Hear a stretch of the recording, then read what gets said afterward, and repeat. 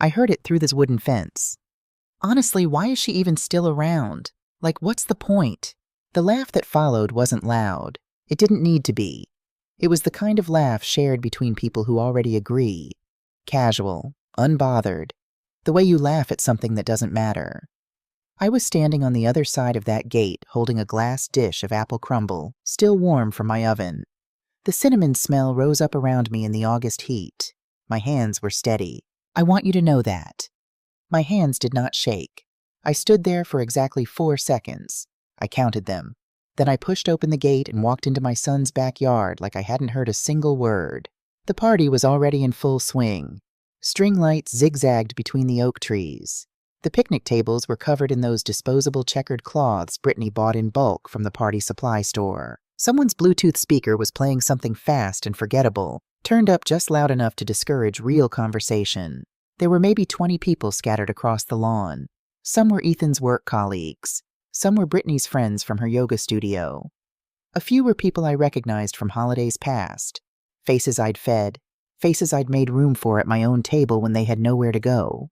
None of them smiled when I walked in. Brittany appeared from somewhere near the grill, moving toward me with that particular smile she reserved for moments when she needed to seem warm. It was a performance I'd watched for 11 years. I knew every beat of it. "Oh, Dorothy." She touched her collarbone like she was surprised. "We didn't know you were coming." I lifted the dish slightly. "I brought apple crumble." She looked at the dish the way you look at something left on your doorstep that you're not sure how to dispose of.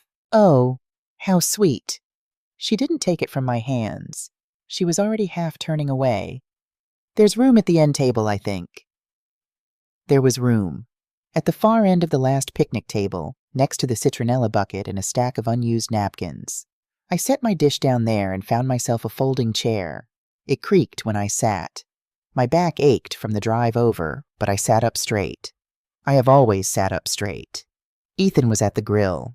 He had his back to me for most of the next hour. He wore the apron I'd given him 2 Christmases ago, the one with the corny saying about grill masters that he'd seemed genuinely pleased about when he opened it. He laughed and gestured and flipped burgers and existed in that easy, unself-conscious way that people do when they are entirely comfortable in their surroundings. He did not come over to say hello. Cooper, my 12-year-old grandson, ran past the end table 3 times chasing a dog I didn't recognize. The 3rd time I said his name. "Cooper." He glanced back mid-stride, registered my face, and kept running. Not rudely, just as though I were a piece of lawn furniture he'd noted and moved past. Savannah, 16 now and taller than I'd last seen her, sat with a cluster of girls her own age near the hydrangea bushes. She had her mother's posture and her father's eyes. My eyes, actually, if you went back far enough. She did not look in my direction once during the entire party. Not once. At some point, Ethan raised a beer above his head and called out, "To family!" And the yard erupted in the cheerful clink of glasses and bottles knocking together. No one looked at me. I raised my glass of lemonade and drank anyway. The apple crumble sat untouched at the end of the table for 2 hours. People reached past it for the potato salad. They scooped around it for the baked beans. One of Brittany's yoga friends picked up the dish, looked at it without expression, and set it back down slightly to the left of where it had been, as if she were rearranging a centerpiece that wasn't quite working. Brittany came by once more, around 6 o'clock. She crouched slightly the way people do when they're trying to appear warm without actually sitting down. "Did you want me to fix you a plate?" I looked at her. "I'm fine, thank you." She nodded too quickly and was already moving before I'd finished the sentence. I stayed until the end. I want to be clear about that. I did not leave early out of hurt feelings, and I did not make a scene. I stayed until the music clicked off and the guests began drifting inside. I helped stack paper plates. I folded napkins into a neat pile. I wiped down the sticky stretch of table nearest me with a damp paper towel I found in my purse. Then I picked up my glass dish, still full, not one spoonful taken, and I walked back through that wooden gate. Not in anger, not in tears, but with something new settling into the center of my chest. Something quiet and certain, the way concrete feels when it's just begun to cure. The next morning was a Sunday. I made coffee in my smallest pot, just 1 cup, and sat at the kitchen table by the front window, the same table where Ethan used to sit and do his homework, his legs too long for the chair by the time he was 13, his sneakers always untied. Back then, he needed me to quiz him on state capitals. Back then, he would reach across this same table and steal bites of whatever I was baking, and I would swat his hand and he would grin, and we were something simple and good. That was a long time ago. I didn't turn on the television. I didn't open the newspaper. I just sat with my coffee and let the morning be what it was. Quiet, gray at the edges, honest. Ethan's text came in at 9:14. Hey, Britt says she might have come across kind of wrong yesterday. She was just tired. You know how these things get. Hope you had a good time. I read it twice. I deleted it. Not replied. Deleted.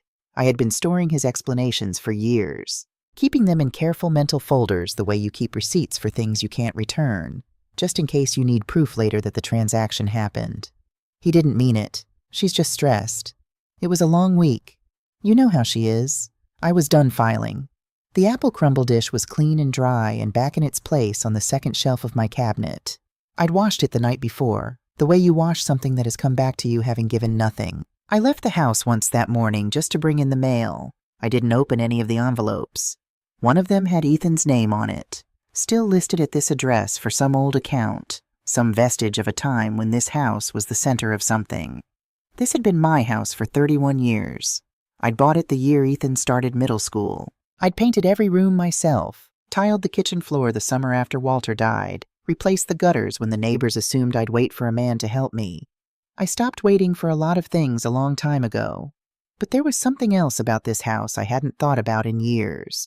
Something sitting in a manila folder in my filing cabinet, behind the insurance papers and ahead of the tax records. I went to get it after my second cup of coffee. The folder was labeled Ethan, House. Inside, a purchase agreement, a deed, and a letter in my own handwriting, signed and notarized, gifting $47,000 from my retirement account to Ethan and Brittany Hargrove for the down payment on their home. No expectation of repayment, the letter read. No strings attached. Because you are my son, and I believe in your future. I sat at the kitchen table and read that last line 3 times. It hurt more than I expected, not because I regretted the money. I had never regretted the money. It hurt because of how much I had meant those words when I wrote them. Because you are my son.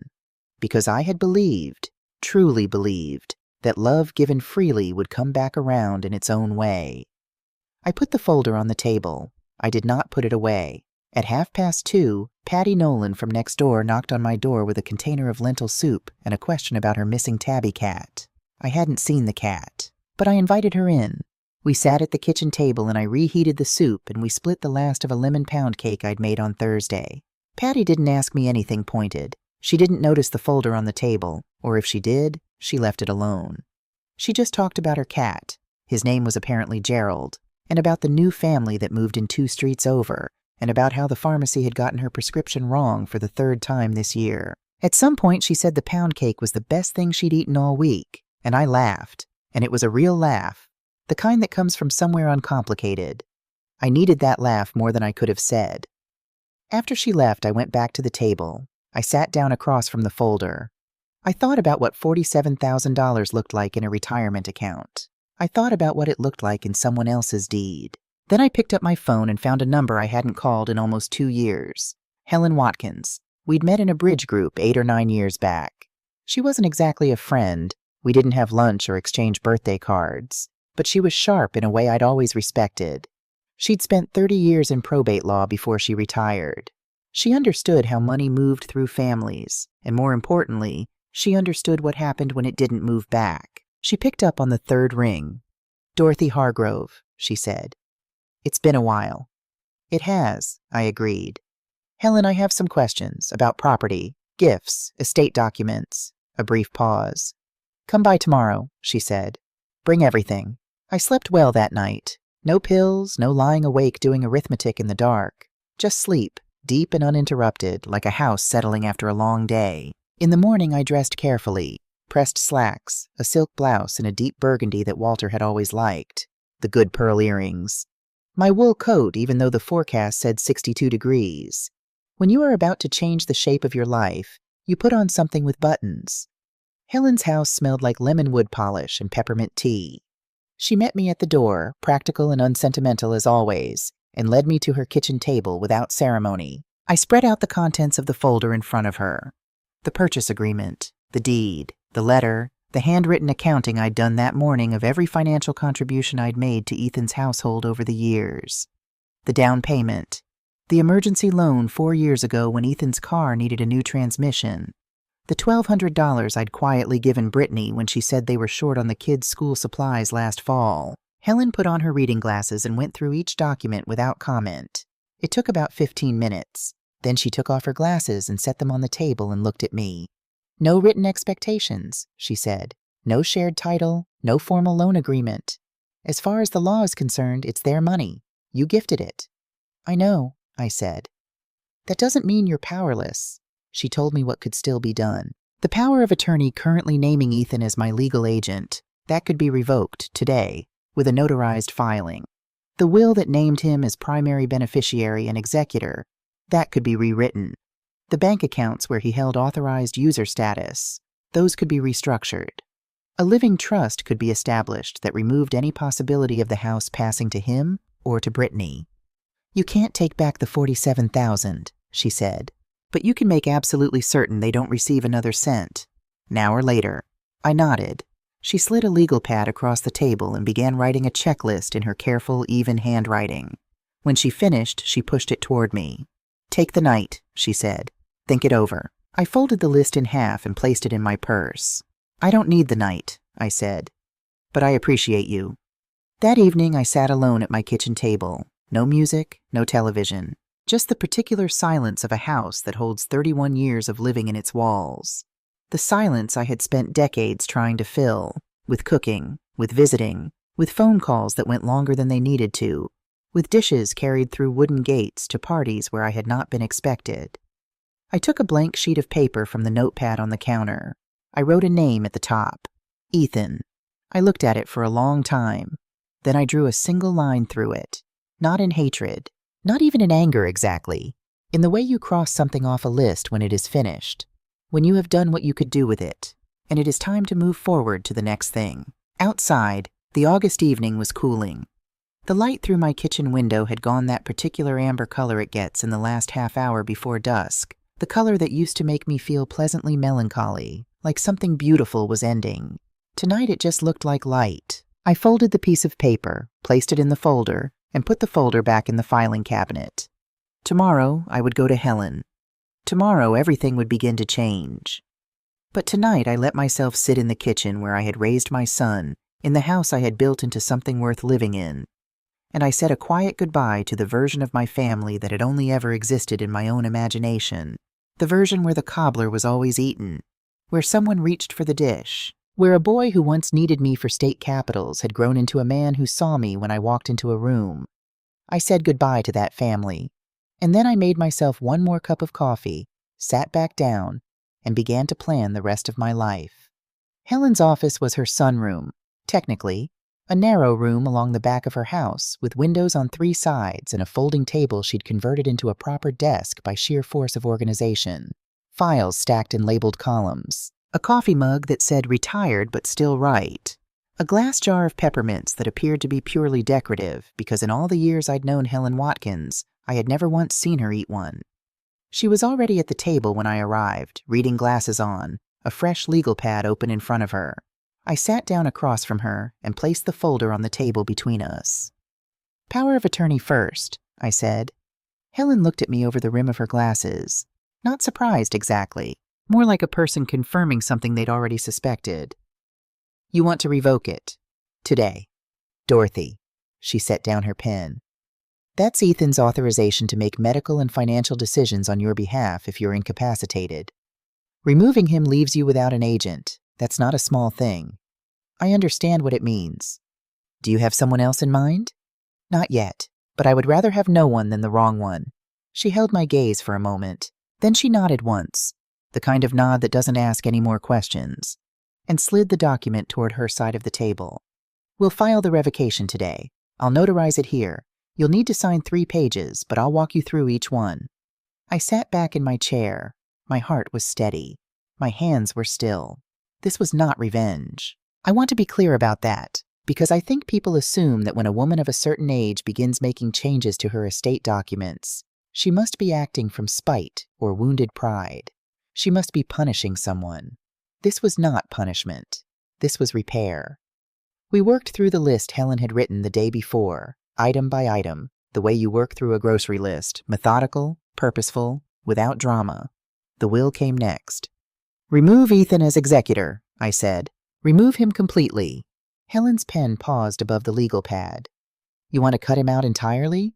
No portion? No conditional bequest?" "He has a house," I said. "He has a job. He has a family and a future, and $47,000 of my retirement money underneath his foundation. He doesn't need what I've saved. He's already made clear what he values." She wrote it down without arguing. That was one of the things I had always appreciated about Helen. She had spent 30 years watching families tear themselves apart over estate documents. She had seen enough to know that a woman who arrived prepared, dressed well, and spoke in complete sentences had usually already done her thinking. Who takes his place as executor? I don't know yet. A professional, perhaps. Someone appointed by the court. Someone who doesn't look through me like I'm a loose end they forgot to tie. She made a note. And the house? Your house?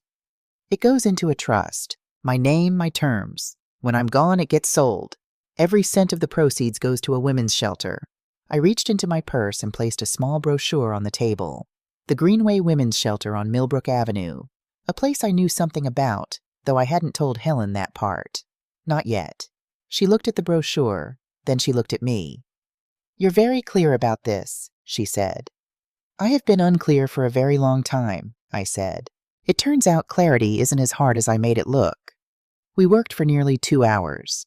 Helen printed forms, explained clauses, walked me through contingencies with the patience of someone who understood that precision mattered here, that a single poorly worded sentence in a legal document could unravel everything you'd carefully built. When we were finished, she arranged the documents in a neat stack, notarized each one, and made me 2 copies of everything, which she slipped into a manila envelope with my name written on the tab in her clean, deliberate handwriting.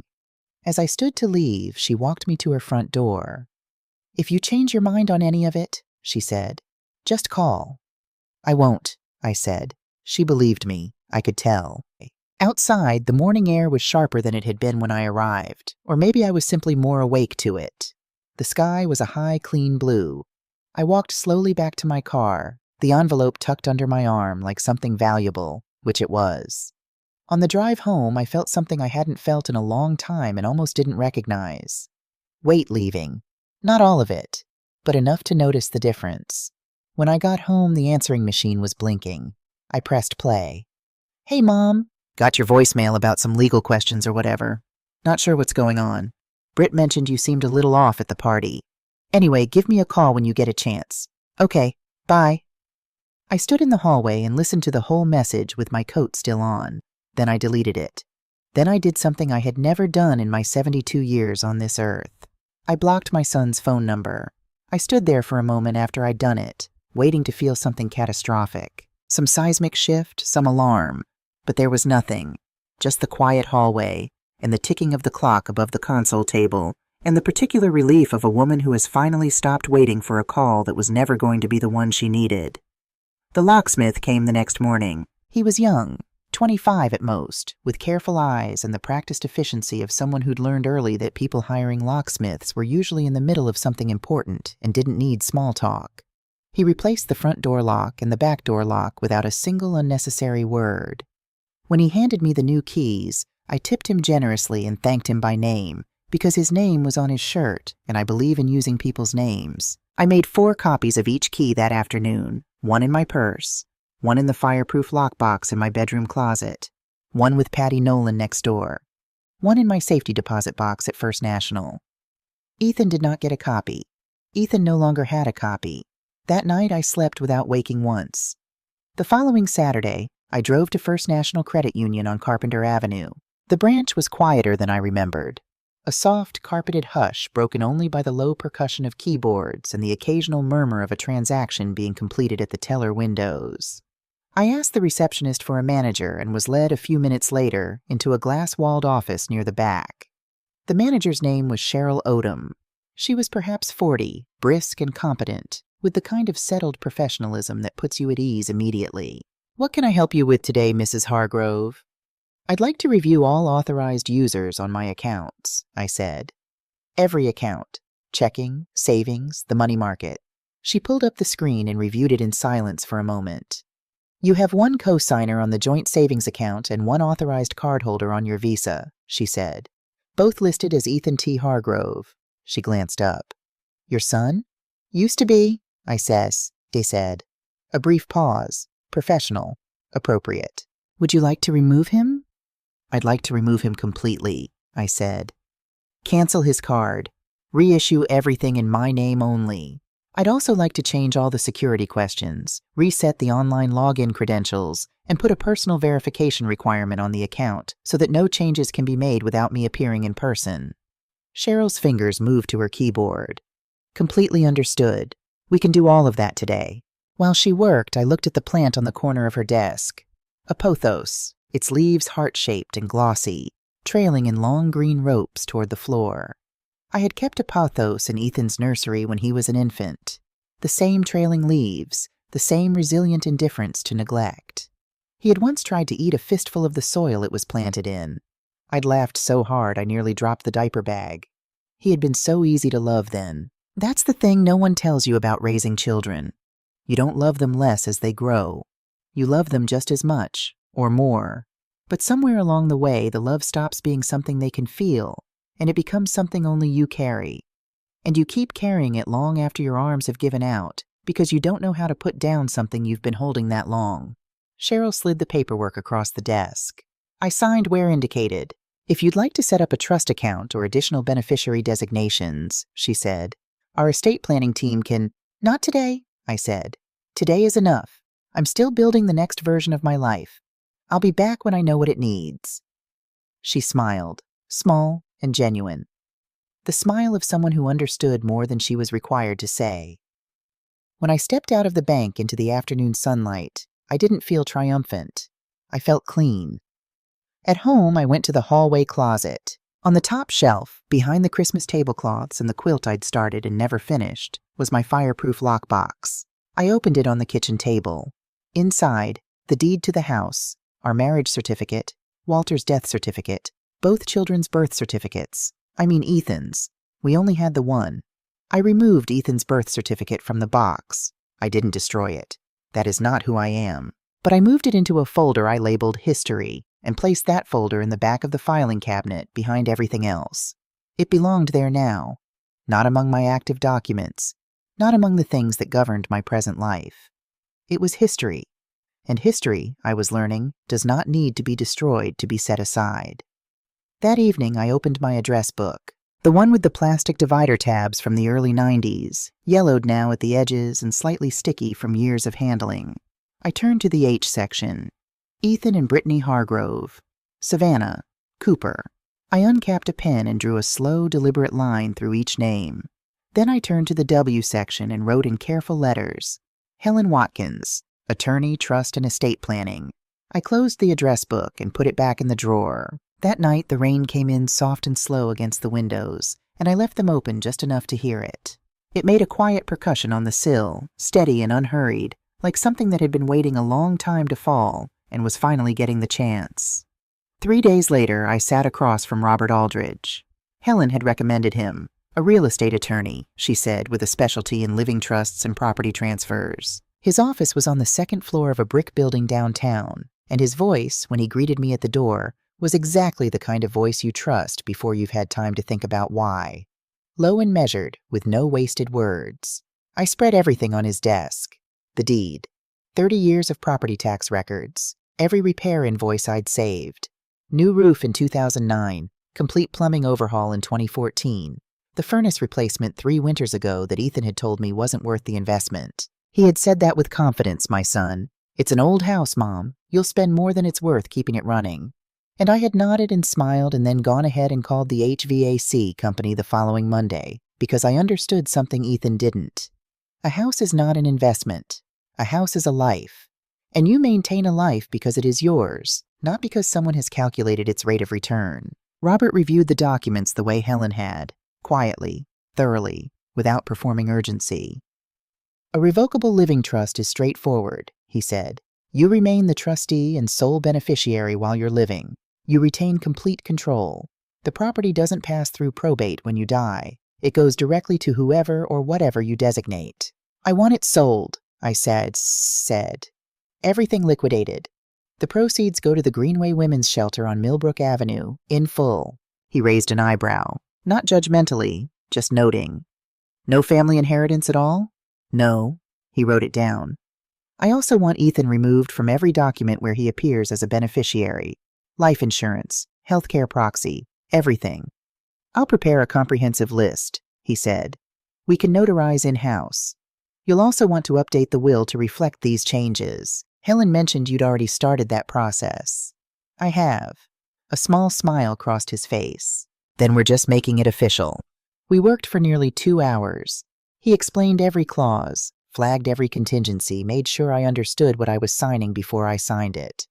When we were finished, he handed me a slim navy binder. Your trust packet, he said. Keep it somewhere safe. Everything else we file this week.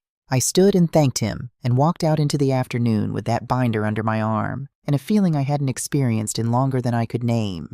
The feeling of my own spine having real weight. Of standing upright not because I was bracing for something, but simply because I was. On the way home, I stopped at the bakery on the corner of Main and Delwood that I hadn't been inside in at least 4 years. A young woman behind the counter called me ma'am and slid me a free snickerdoodle for being lovely. I bought a lemon tart and ate it in the car with the windows down, the afternoon sun warm across my knees. I did not think about Ethan. I thought about the lemon tart and the afternoon light and the feeling of being exactly where I was supposed to be, in a life that was beginning, at long last, to fit me properly. He came that evening. I heard his car before I saw it. The engine idling at the curb for a long stretch, the way it does when someone is sitting behind the wheel trying to decide whether to go through with something. Then footsteps on the porch. A knock. I didn't move from the couch. Another knock. Then his voice, lower than I expected, less certain.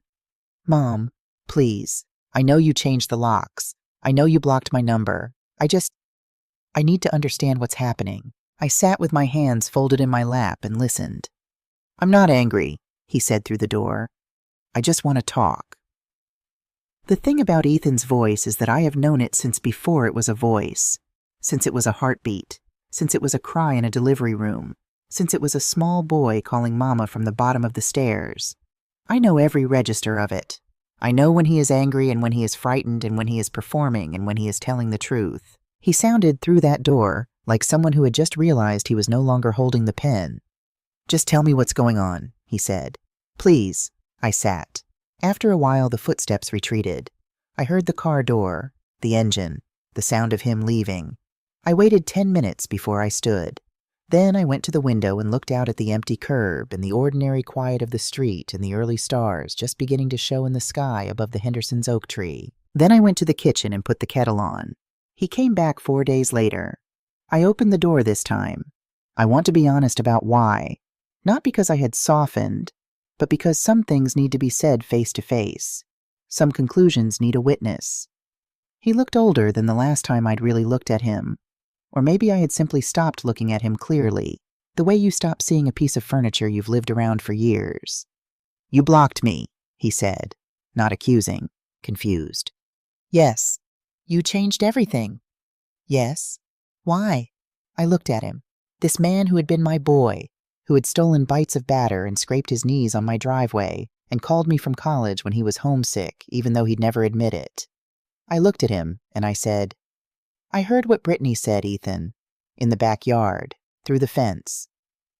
Something moved across his face, too quick to name. She didn't mean it. She talks without thinking sometimes. You know how she... You laughed, I said. He stopped. I heard you laugh, I said. And then I walked through that gate and spent 4 hours at a party where no one offered to take the dish out of my hands. And when I left, not one person had eaten a single bite of what I brought. I paused. That was not a bad afternoon, Ethan.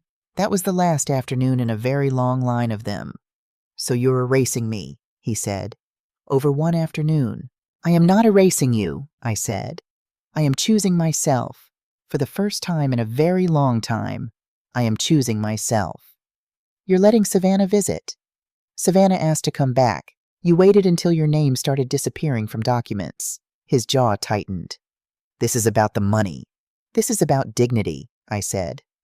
The money was just the proof I needed that I had spent years confusing generosity with the hope of being loved. He looked past me into the hallway, looking for something. The side table with his school photos, maybe.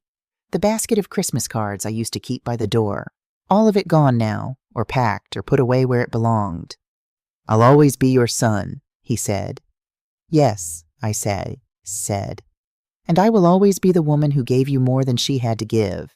But I am done giving myself away to people who can't see me when I'm standing right in front of them. I stepped back. I closed the door. Not slammed, not dramatic. Just shut with both hands, firmly and finally, the way you close a chapter you have read too many times. That night I cried for 7 minutes. I timed it on the kitchen clock. I gave myself those 7 minutes completely, the full weight of them, the grief of a mother closing a door on her child, the loneliness of having been right when you desperately wished you were wrong. I cried for the boy who lined up his toy dinosaurs on my windowsill and named them after his teachers. I cried for the man he might have been. I cried for the $47,000 and the apple crumble, and every Sunday I'd driven to that house with something warm in my hands and driven home with it untouched. 7 minutes. Then I dried my face, made tea, folded one more cardboard box into shape, and placed it beside the front door with a strip of packing tape along the seam. On the side of the box in black marker, I wrote one word, keep. I stood back and looked at it. Then I turned off the kitchen light and went to bed. The call came on a Thursday evening, just after 8 o'clock. I didn't recognize the number. These days I had become careful about numbers I didn't recognize, so I let it ring twice before answering. When I did, there was a pause on the other end, the particular pause of someone who has rehearsed something and is now deciding whether to say it. Then, "Grandma, is this still your number?" Savannah. Her voice was smaller than I remembered. Not younger, smaller. The way voices get when people are trying to take up less space than usual. "It is," I said. Another pause. "I found it in one of Dad's old phones. He didn't know I was looking." I didn't say anything. I let the silence sit between us without rushing to fill it, which is something I had to learn to do in my 60s and am still practicing now. "I wanted to call sooner," she said. "I just didn't know if you'd pick up." I picked up. "Yeah," a breath. "Grandma, I wanted to say I'm sorry. For the backyard, for the library, for pretending I didn't see you." A pause, and then quietly, "For laughing when Mom said what she said." I sat down in the armchair by the window. Outside, the streetlights had just come on, casting long orange pools on the wet pavement. It had rained that afternoon, briefly and hard, and the street had that clean mineral smell that comes after summer rain. I did not rush to comfort her. That instinct, the one that lives in the chest of every mother and grandmother, the one that lunges forward the moment someone we love shows distress, I had been learning to recognize it before I acted on it. Comfort given too quickly can let people off too easily. It can rob them of the full weight of what they're carrying, and the full weight is sometimes exactly what's needed. "What are you sorry for?" I asked, gently, but clearly. She took a breath. "For acting like you didn't matter, because you did. You do." She stopped, started again. It was easier to go along with how they acted, and I hate that I did that." "You wanted to belong," I said. "Yes." Her voice cracked slightly on the word. "Yes, that's exactly it." "I understand that," I said. "I spent most of my life wanting the same thing." A long pause. "Can I see you?" she asked. Just me, not them. I thought about the drawer full of stickers and little notebooks I had emptied into a paper bag and left at the curb. I thought about the Christmas gift, the hand-stitched picture book, that she had never mentioned receiving. I thought about the zoo, when she was 5, and how she had held my hand crossing the parking lot and refused to let go even after we were safely on the sidewalk, just because she didn't want to. I thought about who she had been before she learned who she was supposed to be. "All right," I said. "Come by tomorrow after school. Just you." She exhaled, a long, shaky release, like someone who had been holding their breath for the entire length of a summer. "I will. I promise." After I hung up, I sat for a while with the phone in my lap. My tea had gone cold. I didn't mind. Some moments ask you to sit still in them, and this was one. Monday came gray and soft, the sky the color of old linen. I baked banana bread in the morning, not for Savannah specifically, not as a performance of welcome, but because the apartment needed warmth and I needed the ritual of it. The measuring and the folding and the particular satisfaction of sliding a full loaf pan into the oven. Walter used to say I baked the way other people prayed. I think he was right. At 4:17 there was a knock at the door. Savannah stood on this porch in a hoodie at least 2 sizes too large, the sleeves pulled down over her hands, her sneakers with the laces half undone. Her eyes were rimmed with something that wasn't entirely mascara. She looked in that moment very young and very tired and very much like someone who had made a decision she wasn't certain she'd be rewarded for. "I wasn't sure you'd open the door," she said. "I wasn't sure you'd knock," I replied. I stepped aside. She came in. We sat at the kitchen table, the small one I'd brought from the house, the one that fit exactly 2 people comfortably and a third if everyone kept their elbows in. I poured tea. She pulled a piece of banana bread apart with both hands the way she'd done since she was small, eating it in uneven pieces rather than slices, and I didn't say a word about it because some habits are so familiar they feel like home. "Mom says you've gone crazy," she said, not cruelly, almost apologetically, like she was reporting something she hadn't endorsed. "Does she?" "She says you're cutting everyone out, that you're being vindictive." She looked down at the bread. "I don't think that's what's happening." "What do you think is happening?" She considered. "I think you got tired." "That's part of it," I said. But tired isn't quite the right word. I didn't run out of energy. I ran out of willingness to pretend that things were fine when they weren't. That's different. She nodded slowly. "Dad's been weird at home. Quiet. Mom keeps saying you're having some kind of episode, but he doesn't agree with her. He just goes quiet." "Your father is a man learning that his silence has a price tag," I said. "That's uncomfortable work." Savannah looked at me, really looked at me, in the way that teenagers rarely look at older people, as though she were actually trying to see me, not just waiting for her turn to speak. "I missed you," she said. "Not the gifts or the food, just you, the way you talk, the way you don't apologize for every sentence." She picked at the edge of her bread. "Mom apologizes constantly and means none of it. You never apologize unless you mean it." "That's the most accurate thing anyone has said to me in months," I said, Sissy said. She almost smiled. "I don't hate your parents," I told her. "I want you to understand that. I don't even hate what they did exactly. I hate that I allowed it for so long. That's mine to carry, not theirs." "Can I come back?" she asked, quietly. "Not to fix things, not to be a messenger, just to come back." I looked at this girl who had her great-grandmother's stubborn jaw and her grandfather Walter's eyes and some essential quality that was entirely her own, something direct and unfinished and worth cultivating.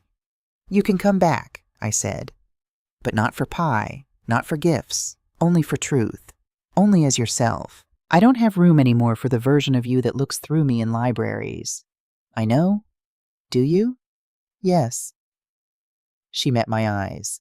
"I do." She stayed an hour.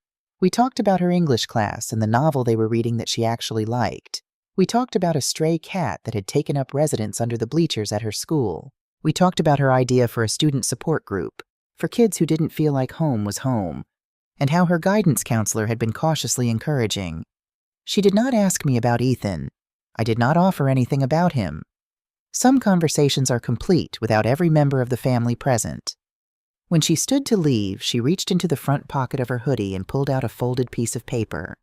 "I made something," she said. "Last night. It's not very good, but let me see."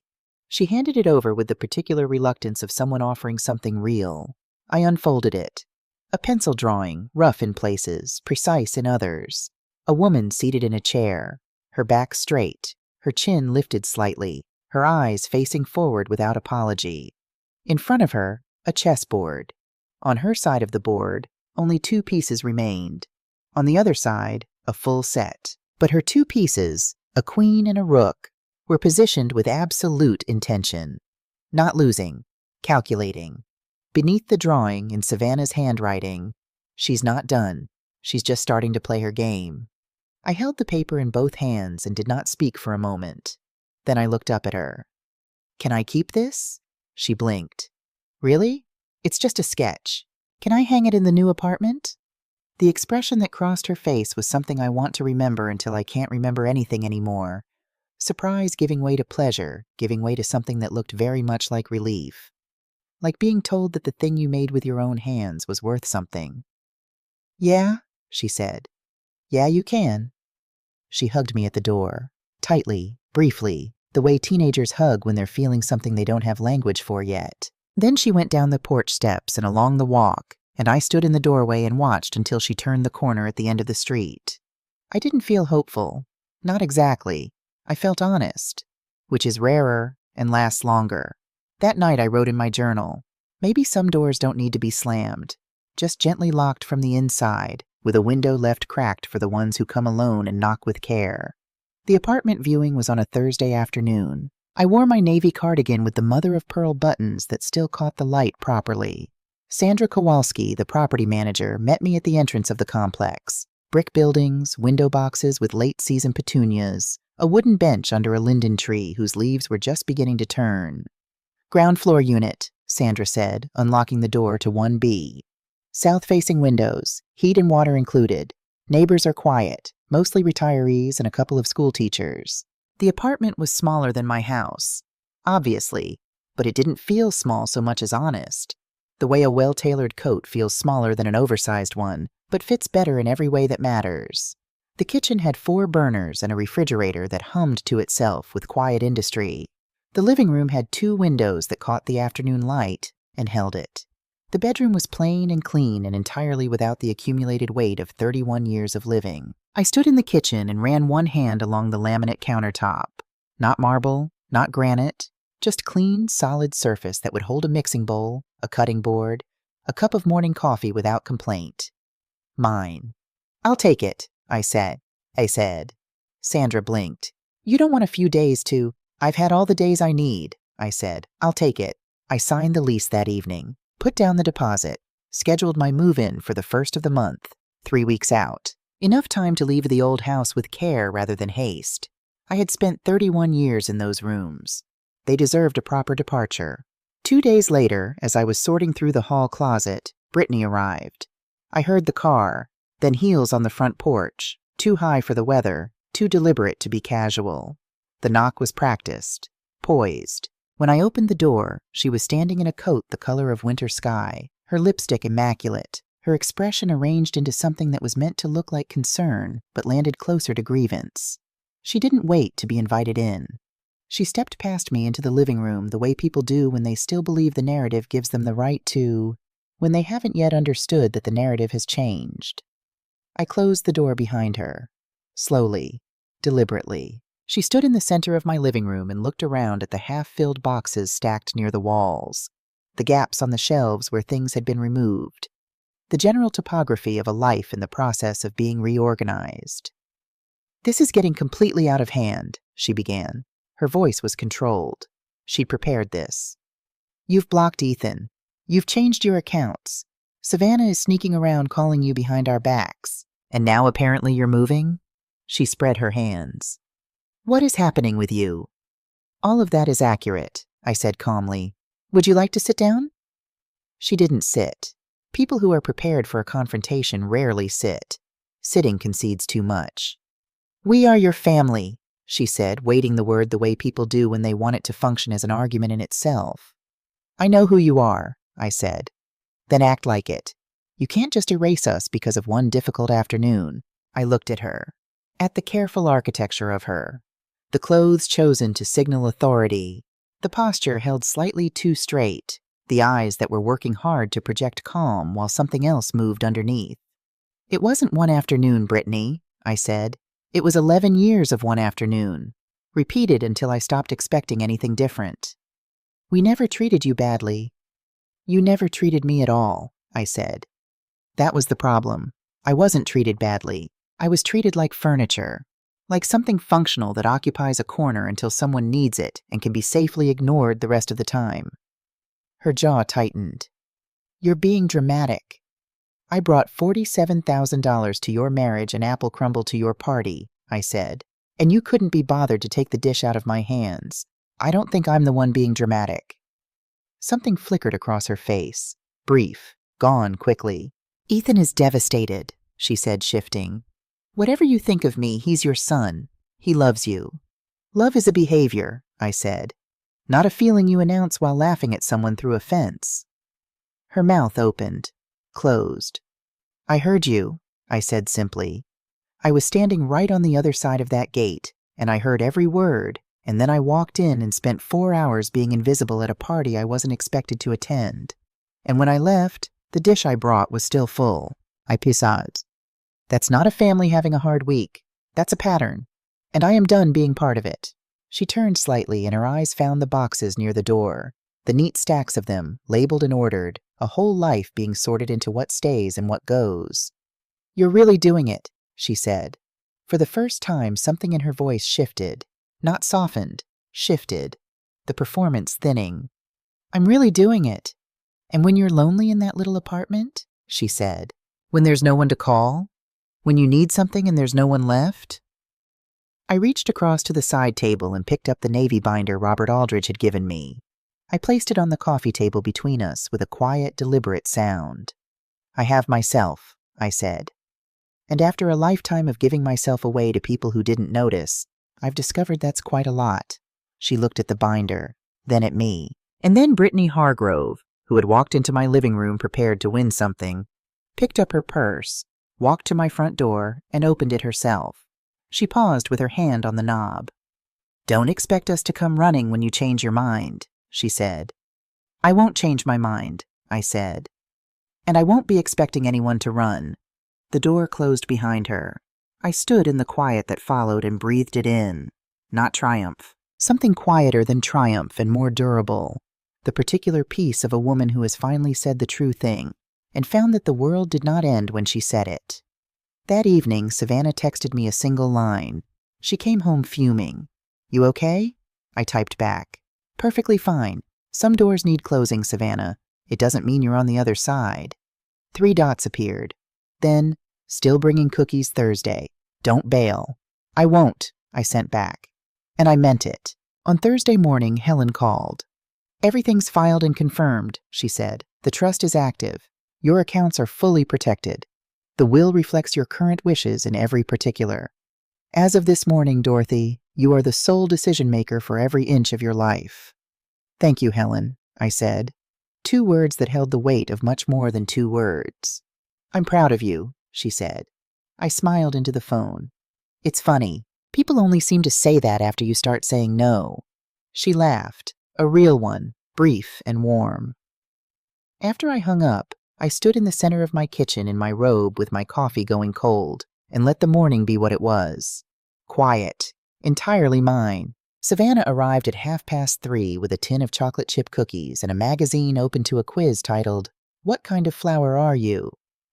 We sat on the small balcony off the living room, 2 chairs, a side table, the early October air carrying the first real suggestion of autumn, and worked through the quiz in pencil, reading questions aloud and arguing cheerfully about the answers. I was apparently a lilac, quiet, observant, easily underestimated, but impossible to forget once encountered. Savannah was a marigold, resilient, unpretentious, harder to root out than anyone expects. That checks, she said, grinning. When the cookies were gone, we just sat. She swung her feet lightly under the chair. The trees along the street below were beginning to change color at the edges, orange creeping in from the outside like something cautious testing the water. Dad says you turned your back on family, she said eventually. I didn't answer right away. He's hurt, she added, softer. Not that it excuses anything. Then he's finally paying attention to something that matters, I said. She looked down at her lap, quiet for a moment. Then, I miss the old you sometimes. And then I remember that the old you was just disappearing quietly, I said. Yes, that wasn't me. That was survival. I get that now. She nodded. I really do. We sat a while longer. Then she reached into her bag and produced a folded piece of paper, different from the drawing, smaller, slightly crumpled at the edges, like something she'd been carrying for days and taken out and put away again several times before deciding. I wrote something, she said, for the support group proposal. I'm submitting it to the school board next week. She hesitated.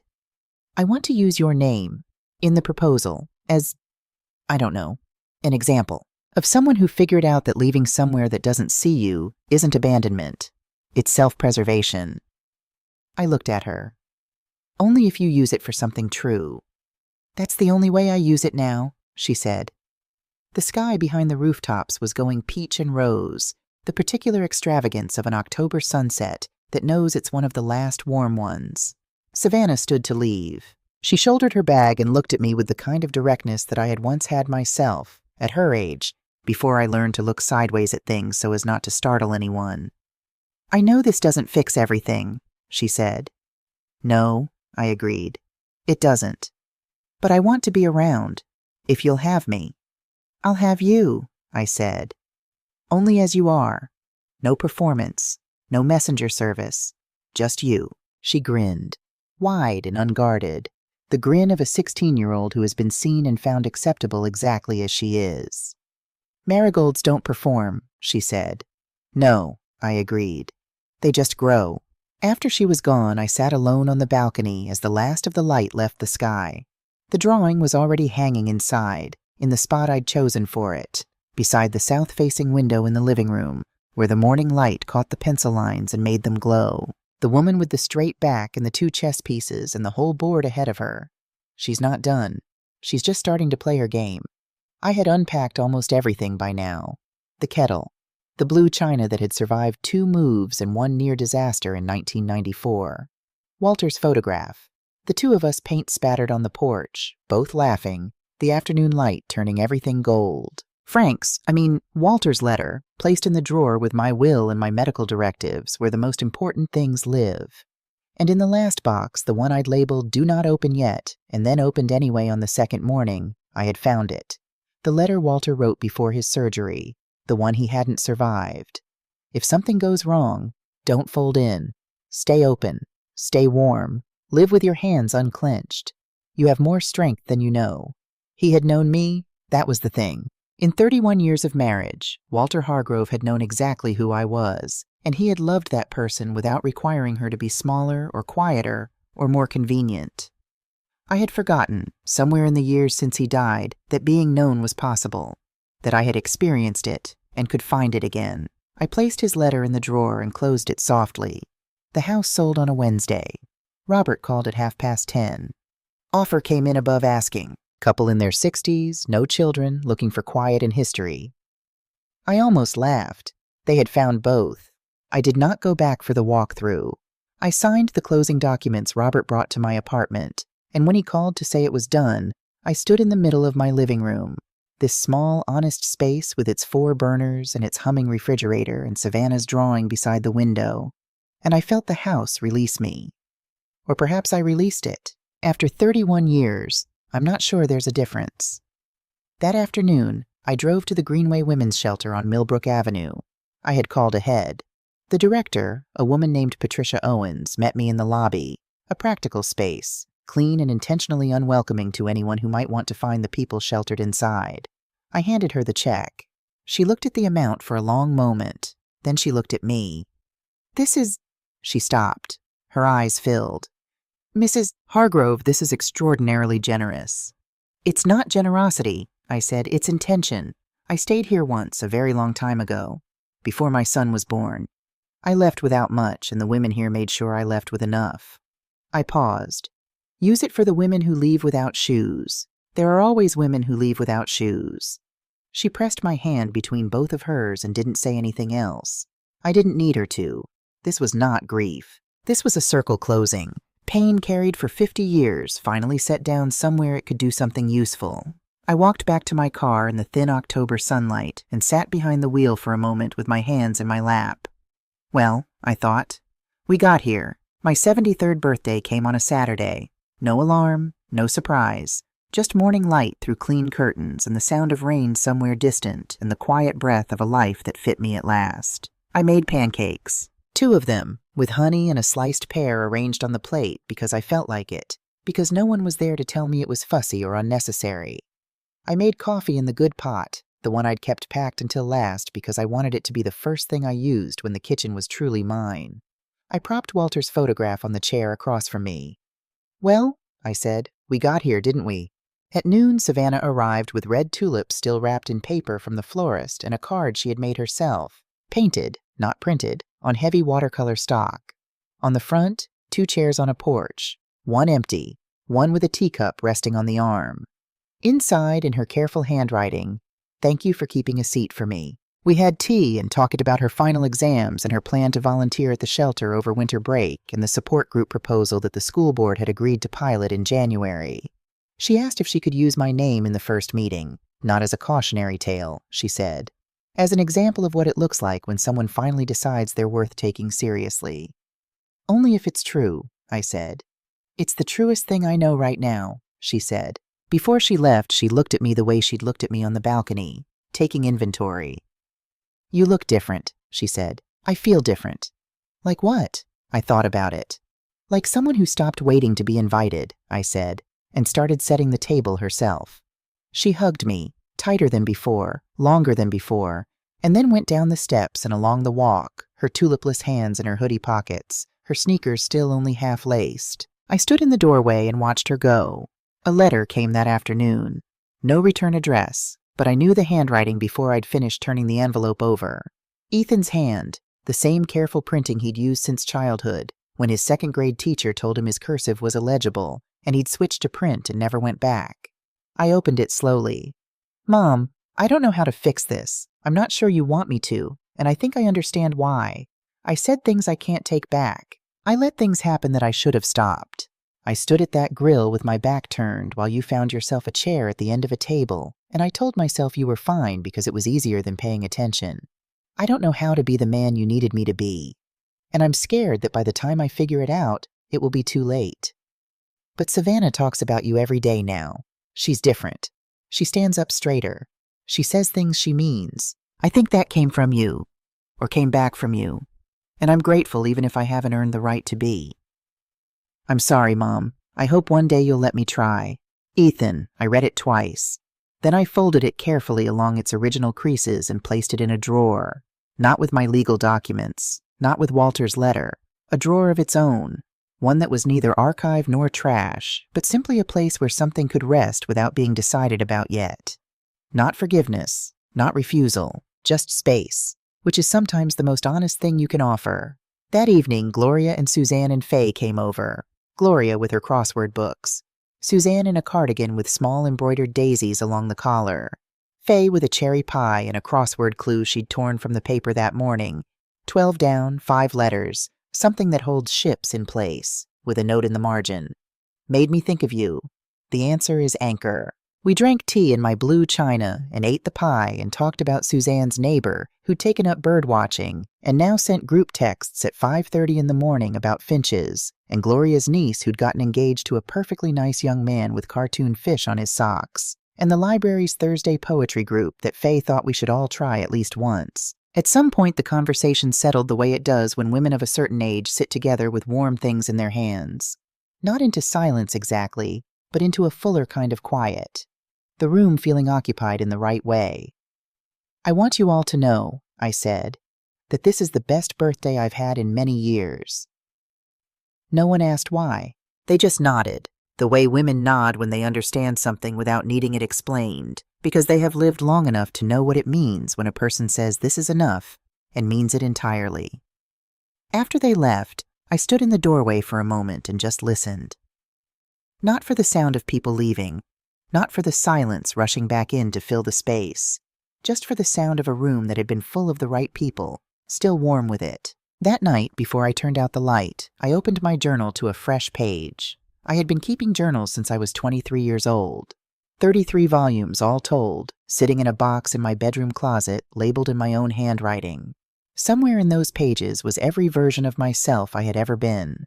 The young wife, the new mother, the widow, the grandmother, the woman who brought dishes to parties and carried them home untouched. All of those women had led me here, to this small, honest apartment with its 4 burners and its humming refrigerator, to this table where the right people had sat and drunk tea and not required anything of me except to be present, to this window where a girl's pencil drawing hung in the morning light and told me, in lines made by someone who loved me, that I was not finished, that I was only beginning to play my game. I picked up my pen. I wrote, "They asked why I was still alive. Now I can answer. To remember my name, to set my own table, to keep the door open just wide enough for those who knock with clean hands." I closed the journal. I turned out the light. Outside, the October rain had started again, soft and unhurried, the kind that doesn't demand anything, just falls because that is what it does. I lay in the dark and listened to it. And for the first time in longer than I could measure, I did not reach for the phone. I did not run through the list of things undone or the names of people who had disappointed me. I did not rehearse conversations that would never happen or grieve versions of my life that had not come to pass. I just lay there, in a room that was mine, in a life that fit me, and listened to the rain. And I thought, this is what it feels like. This is what it has always been supposed to feel like, to be Dorothy Hargrove, to take up the space I was given and fill it with something true.